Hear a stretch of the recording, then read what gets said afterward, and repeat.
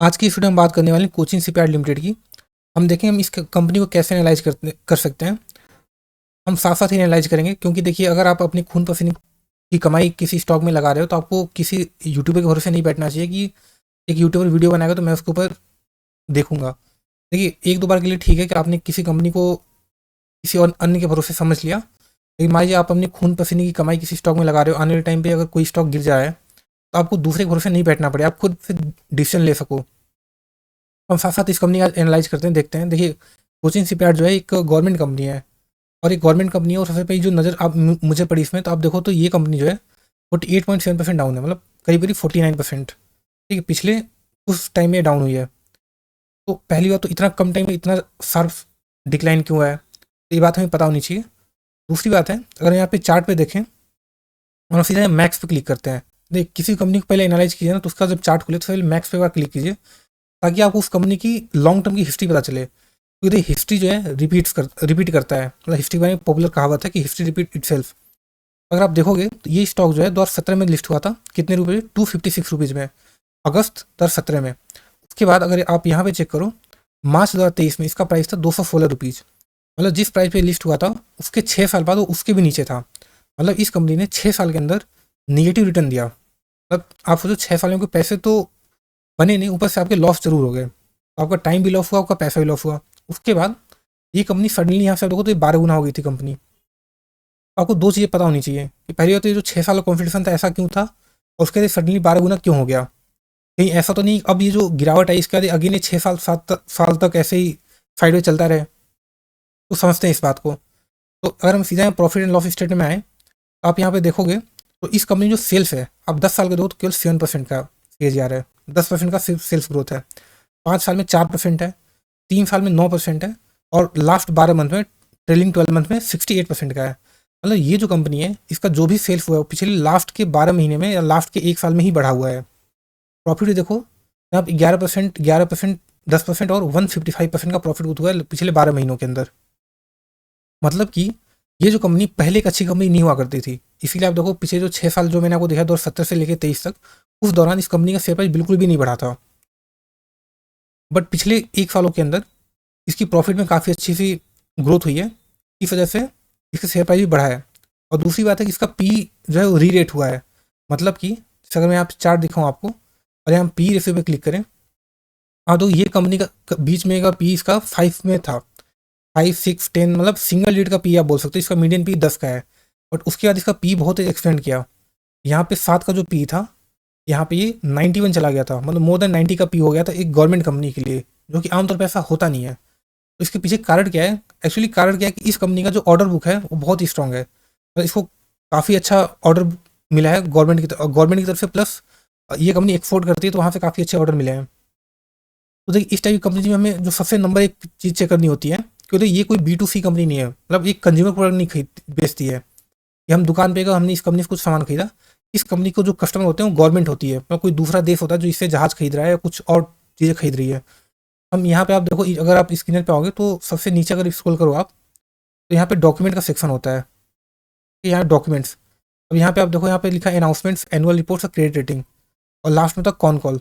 आप चाहो तो एनुअल रिपोर्ट भी पढ़ सकते हो, बट ये उसके लिए जो अपनी कंपनी लाइक अपना सारा पैसा एक ही कंपनी में लगा दिया हो, क्योंकि ये 300-300 पेज की रिपोर्ट होती है, आप इतना नहीं पढ़ सकते हो। तो यहाँ पे कॉन कॉल्स है और यहाँ पे PPT है, आप इस पर क्लिक कीजिए तो इसका कॉन कॉल आ जाएगा सबसे लेटेस्ट वाला। अच्छा एक और चीज़ मैं बताऊँ, अगर आप चाहो तो ये जो एनुअल रिपोर्ट होती है ना, इसकी आप डाउनलोड करके ना ChatGPT को आप दे सकते हो। अपलोड कर दिए ChatGPT में, आप उससे पूछ लीजिए इसके मुझे की मैट्रिक बता दीजिए, तो ChatGPT आपको बता देगा। आप ये चीज़ कर सकते हो। यार बहरहाल इसका हमने कॉन कॉल खोला है, तो कॉन कॉल में अगर आप देखोगे यहाँ पे इनके PPT पे, तो यहाँ पे लिखा है ऑर्डर बुक पोजीशन। ठीक है, जो किसी भी गवर्नमेंट कंपनी के लिए या इस टाइप की कंपनी जो कि इंफ्रास्ट्रक्चर या डिफेंस में है, जो एक्सपोर्ट करती है, उनके लिए सबसे इंपॉर्टेंट है ऑर्डर बुक। हम सबसे पहले लास्ट में जाते हैं यहाँ पे और हम इनका ऑर्डर बुक चेक करते हैं। तो आप यहाँ देखो इन्होंने मेंशन कर रखा है कि इनका जो ऑर्डर बुक है फिलहाल के टाइम पे डिफेंस में, देखो 15,000 करोड़ का जो है इनका अभी करेंटली इनके पास ऑर्डर है। टोटल जो ऑर्डर बुक की बात करें हम, तो यहाँ पे करीब 22,500 करोड़ रुपये इनके पास ऑर्डर बुक पड़ी हुई है। मतलब इनका रेवेन्यू जो है 22,500 करोड़ आएगा। उन्होंने लिखा है healthy clear visibility on revenue, मतलब इसमें कोई रिस्क ज़्यादा नहीं है। इन मतलब इस कंपनी के मैनेजमेंट को लगता है। अगर हम करेंट टाइम में देखें तो ये जो कंपनी है, अगर यहाँ पे प्रॉफिट एंड लॉस में जाए, अब देखो लास्ट 12 मंथ में ये कंपनी ने 4,000 करोड़ का सेल्स किया है, ये करीब करीब 4,000 करोड़। और ये क्लेम कर रहे हैं कि इनका जो रेवेन्यू है वो 22,500 करोड़ होगा, मतलब अभी से करीब करीब 5 टाइम्स ज़्यादा होगा। तो अगर रेवेन्यू 5 टाइम्स से बढ़ेगा तो प्रॉफिट भी आइडियली लगभग 5 गुना तो होना चाहिए। तो ये जो कंपनी अभी 800 करोड़ का प्रॉफिट करी, 800-900 करोड़ का, इसका प्रॉफिट 4,000 करोड़ से ज़्यादा होना चाहिए। आप सोच 5 टाइम से ज़्यादा प्रॉफिट होना, तो आइडियली इसका शेयर प्राइस बहुत बढ़ेगा, मतलब बढ़ना चाहिए। तो अगर लेट से अगर एक प्राइवेट कंपनी होती, इस कंपनी की तो हम बोल सकते हैं यार ये तो आंख बंद के खरीदने वाली कंपनी है, ठीक है, बिना कुछ सोचे समझे। लेकिन देखिए ये कंपनी गवर्नमेंट कंपनी है, हमने इसका हिस्ट्री देखा कि क्या हिस्ट्री पे कुछ हमें संदेह है, ठीक है, क्योंकि पिछले ऐसा रहा कि 6 साल तक उसने परफॉर्म नहीं किया था। तो इसके साथ में कुछ रिस्क है, हम उस रिस्क को समझते हैं। हमने अभी तक जितनी डिस्कशन की है उस हिसाब से तो इस कंपनी के सारे पॉजिटिव पॉइंट हमने देख लिए कि कंपनी का ऑर्डर बुक बहुत अच्छी है, तो कंपनी को तो खरीदना चाहिए। लेकिन साथ साथ में रिस्क को भी समझना चाहिए कि इस कंपनी के साथ साथ क्या क्या रिस्क पॉसिबल है। तो देखिए सबसे पहले जो रिस्क की अगर हम बात करें, तो जो पहला रिस्क है वो तो एग्जीक्यूशन रिस्क, ठीक है। मतलब कि इसका ऑर्डर तो है, लेकिन इस ऑर्डर को फुलफिल करने में इस कंपनी को कितना टाइम लग सकता है। जैसे मैंने इनकी कॉन कॉल पढ़ी और मुझे मिला नहीं कि इन्होंने कितने टाइम में एक्सपेक्ट कर रहे हैं कि इनका ये जो 22,000 करोड़ का जो रेवेन्यू है कितने टाइम में आएगा। अब हो सकता है इसको 2 साल लगे, 4 साल लगे, 5 साल भी लग सकते हैं। तो अगर टाइम बढ़ता जाएगा तो उसका कोई मतलब नहीं होगा। जो हम बोल रहे हैं कि प्रॉफिट 5 गुना हो जाएगा, लेकिन अगर 5 साल में हुआ तो फिर वो CAGR कम ही निकलेगा। तो एजुकेशन रिस्क है।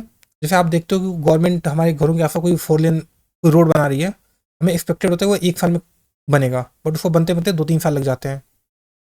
तो इसमें जैसे दिक्कत क्या हो सकती है, पहले तो डिले हो गया, ठीक है। इसके अलावा गवर्नमेंट में बजट का जो एलोकेशन है वो गड़बड़ हो सकता है।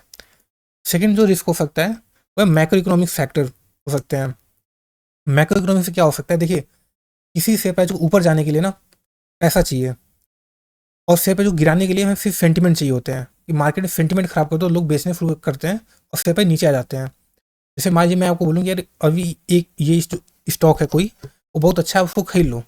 लेट से आपके पैसे नहीं तो आप क्या बोलोगे, यार सैलरी जाएगी अगली मंथ, हम तब खरीदेंगे। तो भाई खरीदने के लिए आपको पैसा चाहिए, लेकिन गिराने के लिए सेंटिमेंट काफ़ी होते हैं। अभी जो मैक्रो इकोनॉमिक सेंटिमेंट है वो थोड़ा सा खराब चल रहा है, क्योंकि जैसे आप देखो FII सेलिंग कर रहे हैं, ठीक है, और जो मान लीजिए मार्केट का सेंटिमेंट चेंज हो और FII का पैसा अगर दोबारा आए तो वो इन सेक्टर के बजाय किसी दूसरे सेक्टर में रोटेट हो जाए। मतलब जैसे फाइनेंस सेक्टर है, जैसे बैंकिंग सेक्टर है, वो काफ़ी टाइम अंडर परफॉर्म कर रहा है। IT सेक्टर है, किसी और सेक्टर में अगर वो जाए, ठीक है, तो ये जो सेक्टर है भले ही इन कंपनीज के प्रॉफिट बढ़े हों, बट उस केस में भी इनका PE डीरेट होगा और इनके शेयर प्राइस नहीं बढ़ेंगे। तो ये एक रिस्क है इस कंपनी के अंदर। तीसरा जो रिस्क है, जो मैंने आपको बताया, वो है गवर्नमेंट पॉलिसीज, ठीक है, कि या गवर्नमेंट सीलिंग। हम बोल सकते हैं गवर्नमेंट खुद ही शेयर बेचने लगे। देखिए गवर्नमेंट का 2 काम होता है, पहला होता है इलेक्शन जीतना और दूसरा होता है सोशल वेलफेयर। मतलब जैसे मान लीजिए गवर्नमेंट को महाराष्ट्र में इलेक्शन होने वाले हैं, उनको कोई स्कीम लॉन्च करनी है कि हम हर गरीब महिला को अकाउंट में हर महीने 2,000 रुपये देंगे। अब उस चीज़ को, स्कीम को इम्प्लीमेंट करने के लिए आपको पैसे चाहिए, तो आप पैसे लाओगे कहाँ से? तो क्योंकि पैसा तो लिमिटेड है। तो अब ये जो शेयर्स हैं जो 10-10 गुना, 12-12 गुना हो चुके हैं, गवर्नमेंट क्या करती है, उन शेयर्स को बेच देती है। जब बेचती है तो शेयर प्राइस और नीचे आते हैं, सेंटिमेंट खराब होता है, और उन पैसे से गवर्नमेंट जो है सोशल वेलफेयर का काम करती है। कि गवर्नमेंट को इतना फर्क नहीं पड़ता कि बाकी जो रिटेल इन्वेस्टर है उनके उनके पैसे डूबे या नहीं डूबे, कि गवर्नमेंट का वो ऑब्जेक्टिव नहीं है। गवर्नमेंट का ऑब्जेक्टिव है सोशल वेलफेयर, ठीक है। तो ये एक रिस्क है इसके साथ। तीसरा जो रिस्क है वो है ऑलरेडी फैक्टर्ड इन, जो इसके साथ मुझे सबसे बड़ा रिस्क लगता है। इसका क्या मतलब हुआ कि ये जो ग्रोथ है ना, जो हम बोल रहे हैं कि 20,000 करोड़ का रेवेन्यू बढ़ जाएगा आने वाले टाइम पे, ऑर्डर बुक बहुत अच्छी है, बट क्या होता है मार्केट ने इस चीज़ को पहले एंटिसिपेट कर लिया हो, भाई ग्रोथ तो आनी है, तभी तो शेयर प्राइस, अगर मैं आप यहाँ आपको दिखाऊं, मैं आपको, ठीक है, अगर कंपनी का मैं दिखाऊं आपको जो रेवेन्यू बढ़ा है यहाँ पे, आप देखो तो 155% का ग्रोथ है। और यहाँ पे आप देखो तो ये कंपनी का जो सेल्स था, पर 20 में जैसे 3,000 करोड़ का था, 3,400 का, और अभी कितना 3,900 करोड़ का। तो पिछले 2-3 साल में कंपनी के सेल्स तो बिल्कुल भी नहीं बढ़े हैं, ऑलमोस्ट कांस्टेंट सेल है। मतलब 3400 से 3900 जाना कोई बड़ी ग्रोथ तो है नहीं। तो कंपनी जो FII जिन लोगों ने सेल्स को ऊपर उठाया है, उन्होंने क्या किया कि इन्होंने एज्यूम कर लिया कि आने वाले टाइम पे ग्रोथ होगी, इसी उन्होंने पहले ही खरीद खरीद इस शेयर प्राइस को ऊपर कर दिया। अगर शेयर प्राइस पहले ऊपर चला गया तो अब आने वाले जो ग्रोथ है ना वो ऑलरेडी फैक्टर्ड इन हो चुका है कि जब ग्रोथ आएगी तो लोग उस टाइम उसको नहीं खरीदेंगे। तभी तो आप देखो इसका जो पी रेशियो जो सिंगल डिजिट में था, जो 7 8 10 का पी रेशियो था, वो 90 चला गया था। और अभी भी इस कंपनी का पी रेशियो जो है करीब 40 का है, 40 या इनफैक्ट 50 का है। एक बार चेक कर लेते हैं अपन। 45 का पी रेशियो अभी भी है, मतलब ये कंपनी 50% गिर चुकी है, उसके बाद ही 45 का पी रेशियो है। और एक गवर्नमेंट के लिए 45 का पी रेशियो तो मतलब बहुत अनजस्टिफाइड है। तो ये कुछ 4 5 जो रीजन्स हैं ये दिक्कत कर सकते हैं। ये कंपनी होने आने वाले टाइम में होता प्रॉफिट बुक करे, ये काफ़ी अच्छा प्रॉफिट करे, पर चूंकि इसकी पी की डी रेटिंग हो जाए इस वजह से शेयर प्राइस ना चले। तो ये मैंने आपको कुछ पॉजिटिव चीज़ें बताई, कुछ निगेटिव चीज़ें बताई। निगेटिव चीज़ में दिक्कत वही कि कंपनी गवर्नमेंट है, तो सवाल ये क्या पैसा लगाएं या ना लगाएं। तो देखिए ये रिस्क वाली बात है। अगर लेट से आप कंसंट्रेटेड पोर्टफोलियो रखते हो, ठीक है, जैसे 10 स्टॉक आप रखते हो और अच्छा खासा इन्वेस्टमेंट करते हो हर एक स्टॉक के अंदर, तो ये स्टॉक आपके लिए नहीं है। क्योंकि होता क्या है ना कि आप डर जाओगे। मान लीजिए आपने आपको कुछ अमाउंट लगाना है, लेट से 1 लाख रुपये आपको लगाने हैं और शेयर प्राइस 20% गिर गया, आप डर जाओगे, आपको एवरेज नहीं कर पाओगे। आपको लगेगा 20% कहीं शेयर और ना गिर जाए और ना गिर जाए। तो सरकारी कंपनी इतिहास ऐसा ही है, और जैसे मेरा इतिहास अपने आप को दोहराता है, तो आपके पास इवेज करने के लिए हिम्मत नहीं आएगी ऐसे स्टॉक्स में। तो नो डाउट अगर इन कंपनी पैसा बन भी जाओगे ना तो आप ज़्यादा पैसा बना नहीं पाओगे एब्सोल्यूट टर्म में, क्योंकि आपकी कैपिटल कम होगी। अगर आप ज़्यादा डाइवर्सिफिकेशन रखते हो, आपके 20 30 कंपनी है, आप छोटा अमाउंट लगा सकते हो, आप चाहो तो खेल सकते हो, ठीक है, थोड़ा पैसे के साथ लगा सकते हो।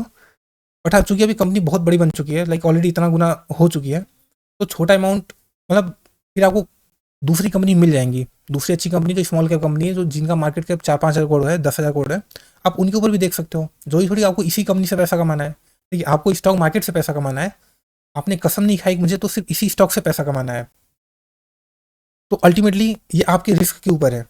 अगर आपको गवर्नमेंट पे बहुत ज़्यादा भरोसा है कि गवर्नमेंट जो है वही डिफेंस के ऊपर इसने जो खर्चा किया है आने वाले टाइम में डिफेंस में भी यही खर्चा होता रहेगा, तो आप इस कंपनी में जरूर इन्वेस्ट कीजिए। जैसे मुझे तो ऐसा नहीं लगता, मुझे ऐसा लगता है कि चूंकि अब देखिए इन्फ्लेशन बहुत ज़्यादा हो रखी है, आप गांव देहात में जाएंगे तो लोग जो लोअर मिडिल क्लास है वो बहुत ज़्यादा परेशान है, इन्फ्लेशन बहुत ज़्यादा हो रखी है। तो गवर्नमेंट की अभी मॉरल रिस्पॉन्सिबिलिटी है कि अब वो थोड़ा डाइवर्ट करे, ठीक, थोड़ा जो कंज्यूमर सेक्टर उधर भी बूस्ट करे।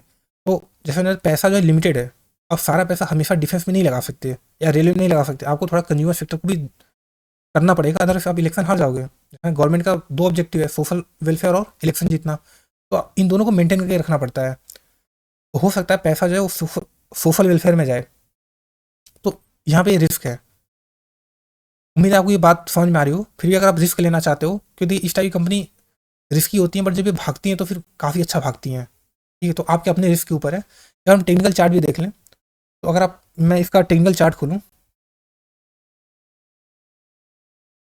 देखिए ये यहाँ पे आप देखो तो जुलाई 2024, मतलब आज से 3 मंथ पहले ही, 3 4 मंथ पहले ही इसने अपना ऑल टाइम हाई बनाया था। उसके बाद देखो कितनी तेज़ी से इसकी गिरावट हुई है, 50% की गिरावट हुई है। और देखो यहाँ पे इसने रेसिस्टेंस लिया, फिर ऊपर गया, फिर यहाँ से सेलिंग हुई, फिर नीचे आया, फिर थोड़ा ऊपर गया, सेलिंग हुई, फिर ऊपर उठा, फिर वहीं से फिर सेलिंग हो गई। तो यहाँ से देखो इसने जो पिछला टॉप बना रहा है अपना, वो उसके ऊपर नहीं निकल पा रहा है। जैसे ही थोड़ा ऊपर उठता है सेलिंग हो जाती है, यहाँ थोड़ा ऊपर उठा सेलिंग हुआ, फिर ऊपर गया, फिर थोड़ा सेलिंग हुआ, यहाँ ऊपर उठा फिर सेलिंग हो गई, फिर यहाँ पे एक अच्छा खासा यहाँ पे सपोर्ट है, यहाँ से ऊपर उठाया, तो हो सकता है ये वापस यहाँ तक चला जाए, यहाँ से 5 10% ऊपर जा सकता है यहाँ पे, बट शायद फिर से यहाँ से सेलिंग हो, फिर वापस ये यहाँ पे आ जाए, जो कि करीब 1350 का लेवल है। तो आपको बाइंग करनी है, तो आप सपोर्ट का वेट करो, थोड़ा सा 5 10% नीचे है तो आप खरीद सकते हो, अगर आपको खरीदने की इच्छा है तो, ठीक है। अदरवाइज यहाँ पे टेक्निकल अभी टाइम पे तो काफ़ी नेगेटिव दिख रहे हैं, टेक्निकल हिसाब से तो अभी बाइंग नहीं बनती है। हाँ, अगर आप बहुत श्योर हो कंपनी के ऊपर और आप एक लॉन्ग टर्म इन्वेस्टर बनना चाहते हो कि मतलब मैं अगले लेट से अगर ये कंपनी 1 साल तक नहीं चली और मैं इसके धीरे धीरे एक्यूमुलेट करता हूँ ताकि मैं बड़ा अमाउंट इसके अंदर लगा सकूँ, तो फिर आप धीरे धीरे एक्यूमुलेट कर सकते हो अगर आपको इस कंपनी पर ट्रस्ट है तो। अदरवाइज अगर आप शॉर्ट टर्म में प्रॉफिट चाहते हो तो अभी तो इसके अंदर कोई टेक्निकल पैटर्न ऐसा कुछ दिख नहीं रहा है कि आप इसके अंदर एक अच्छा खासा अमाउंट लगा पाओ। तो ये रहा कोचिंग से पैड का एनालिसिस। होप आपको अच्छा लगा हो। अगर आपको अच्छा लगा तो आप वीडियो लाइक कर सकते हो, इसके अलावा मेरे चैनल को भी सब्सक्राइब कर सकते हो। धन्यवाद।